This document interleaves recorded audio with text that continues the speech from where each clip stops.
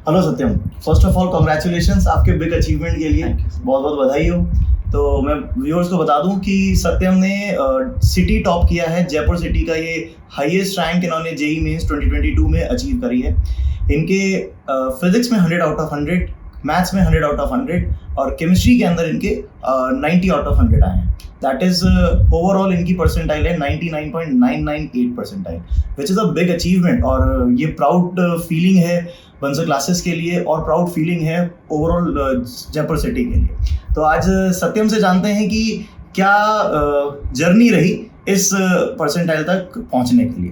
तो वैसे मैं आपको ये भी बता दूं कि सत्यम की NTSC रैंक 1 इसने अचीव करी थी, साथ ही साथ KVPY भी ये सेलेक्ट हुआ था। ऐसे कई सारे एग्जाम्स और भी थे जो कि इसने अपने जर्नी के दौरान क्लियर करे। तो सत्यम, एक छोटा सा सवाल सबसे पहले मैं पूछना चाहूँगा कि NTSC, KVPY और जो भी आपने प्रेजेंटली जेई मेंस का एग्जाम दिया जिसमें आपने अचीवमेंट लिया, इनमें बेसिक डिफरेंस क्या लगा आपको?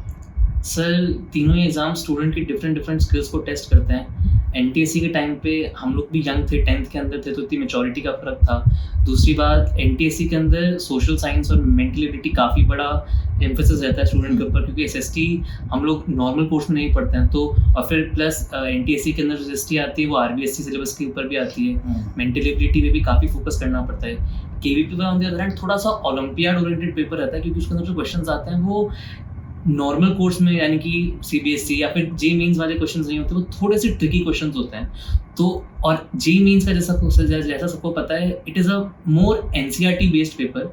जितना भी कंटेंट है, जितने भी क्वेश्चन, जितनी भी थ्योरेटिकल क्वेश्चंस हैं, वो सब NCERT से ऊपर, NCERT के बेस आती है। इस वाला जो पेपर 2022 का हुआ, ये बहुत सारे लोगों को पता भी होगा, ऑलमोस्ट 80% NCERT बेस्ड है। लेकिन फिर भी अगर अपन देखें तो कहीं ना कहीं कॉन्सेप्ट अगर बच्चे को नहीं आता तब भी वो NCERT पिक नहीं कर पाता। फॉर एग्जाम्पल, अगर अपन मैथ्स की बात करें या फिजिक्स की बात करें तो ऐसा नहीं है कि NCERT पढ़ने से सिलेक्शन हो जाएगा, क्योंकि बहुत सारे लोगों का ये मिथ है कि सर NCERT पढ़ लेंगे तो IIT निकल जाएगा या जेई मेंस निकल जाएगा। ऐसा नहीं है। NCERT को समझने के लिए कॉन्सेप्ट बहुत ज़रूरी हैं। इस बार के पेपर में जो केमिस्ट्री का पेपर, जैसे कि मैं आपको बताऊं, बहुत ज़्यादा थ्योरेटिकल आया था। आप लोगों ने ध्यान दिया होगा, मतलब इतना थ्योरेटिकल था कि टेबल जो NCERT की होती हैं, अलग अलग शिफ्ट में अलग अलग तरह के क्वेश्चंस आए, लेकिन ऑलमोस्ट जो क्वेश्चन आए थे वो क्वेश्चंस अधिकतर टेबल बेस आए थे। जो पर्टिकुलर टू टेबल होती है NCERT की, इस आपके पेपर में भी शायद एक क्वेश्चन था इलेक्ट्रोकेमिस्ट्री का। उस क्वेश्चन में मतलब आपको क्या लगा कि मतलब क्या आपको टेबल पूरी याद करनी चाहिए?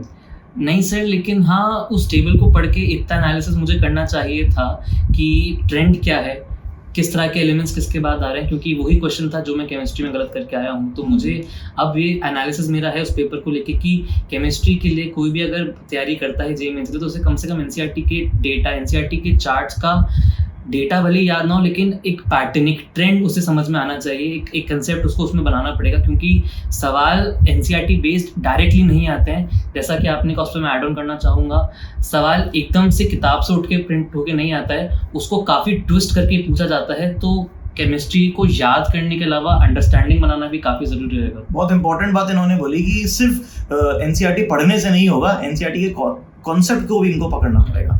एक और चीज़ मैं सत्यम पूछना चाहूँगा कि मैंने तैयारी जो स्टार्ट करी 9 से, आप पढ़ रहे थे 9, 10, 11, 12 तो पढ़ी, आपका सिलेबस कब कंप्लीट हुआ यहाँ पर IIT का स्पेसिफिकली? मतलब कौन से मंथ, कौन से ईयर में आपने अपना IIT का कंप्लीट सिलेबस कवर अप किया?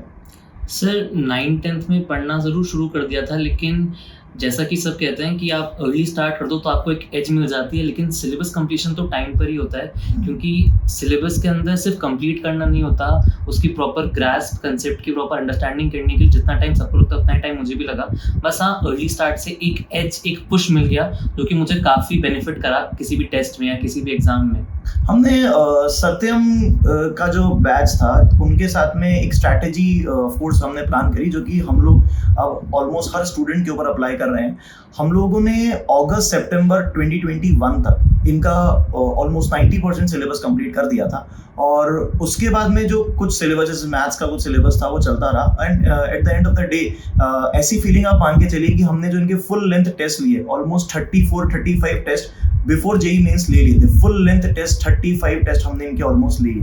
मेरे को लगता है कि शायद उसमें आपको सबसे ज़्यादा हेल्प मिली होगी। सर, वो सबसे ज़्यादा बेनिफिशियल इसलिए था क्योंकि सिलेबस कंप्लीशन के बाद जब आप टेस्ट देते हैं तो आपका पास सवाल गलत करने के बाद ये एक्सक्यूज नहीं होता कि ये मैंने पढ़ा नहीं था, वेरी गुड, बहुत अच्छा। या फिर ये मुझे याद नहीं था, क्योंकि आपके पास अब है सिलेबस मैंने पढ़ लिया है, तो अब जो गलतियां होती हैं उन गलतियों का पिन पॉइंट कर सकते हैं कि ये टॉपिक या ये कंसेप्ट मेरा वीक है या मुझे याद नहीं है।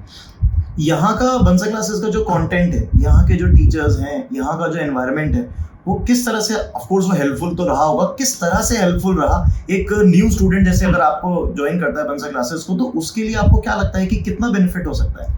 सर बेनिफिट उसके लिए ये है क्योंकि यहाँ पे 1-to-1 मैपिंग बहुत इंपॉर्टेंट रहती है। जेई के अंदर काफ़ी बार ये होता है कि आप बैच में जब पढ़ रहे होते हैं तो आपसे अगर बेहतर कोई बच्चा है तो उस पर ज़्यादा ध्यान दिया जाता है, तो उस कारण से आपके जो डाउट्स हैं हो सकता है वो थोड़े से अच्छे हो सकता है, कभी कभी खराब डाउट्स भी आते हैं किसी को, पर वो क्लियर नहीं हो पाते। यहाँ पर वो 1-to-1 मैपिंग का कंसेप्ट है जो कि मुझे काफ़ी बेनिफिशियल लगा, क्योंकि यहाँ पे हर स्टूडेंट अपने डाउट अलग से पूछ ले, चाहे बाद में पूछ ले चाहे क्लास में पूछ ले, लेकिन पूछ लेता था। मेरे बैच के अंदर भी हम लोग 15 स्टूडेंट्स का बैच बना था एक्सक्लूसिवली, उसके अंदर भी हर स्टूडेंट अपने डाउट्स कवर अप करके चलता था, तो हमारी परफॉर्मेंस से कभी बहुत वेरिएशन नहीं आता था, हम लोग एक स्टेडी परफॉर्मेंस परफॉर्म करके आते थे। हाँ, मतलब इनका जो बैच था, अगर हम उनकी बात करें तो ऐसा भी होता था कि रात को 10 बजे भी हो रहा है कोई डाउट क्लियर हो रहा है, कभी 11 बजे भी बच्चा डाउट पूछ रहा है, तो बच्चों के साथ में जुड़कर पढ़ने से काफ़ी इम्प्रूवमेंट आता है। तो ये तो खैर बंसल क्लासेस की हमेशा से यूएसपी रही है कि एक तो कंटेंट यहाँ का काफ़ी स्ट्रॉन्ग रहा है, अलॉन्ग विद यहाँ पे ऐसा भी मान के चलिए जो टेस्टिंग प्लेटफॉर्म है, जो टेस्ट करने का तरीका है, काफ़ी डेप्थ में क्वेश्चन बच्चों को दिए जाते हैं सो दैट कि बच्चे की performance day by day increase हो। एट द लास्ट एक छोटा सा और सवाल है कि अगला जो जेई मेंस आप अगला अटेम्प्ट आप देंगे और जेई एडवांस देंगे, उसके लिए अभी प्रेजेंटली क्या तैयारी कर रहे हैं?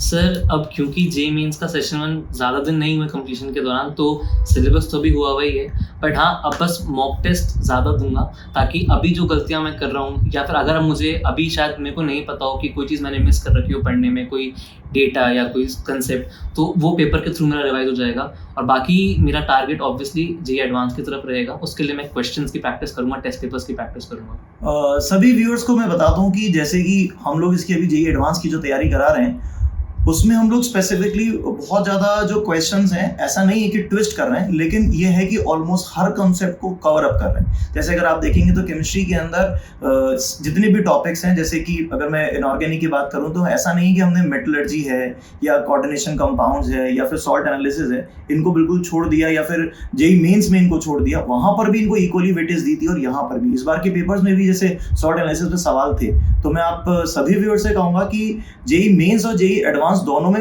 इनिशियली कॉन्सेप्ट क्लियर करना बहुत जरूरी है। देन जेई मेंस के लिए एनटी मतलब अपनी एनसीईआरटी को फोकस करें, और जेई एडवांस में आपको रिलेटिवली कॉन्सेप्चुअल नॉलेज ज़्यादा होनी चाहिए।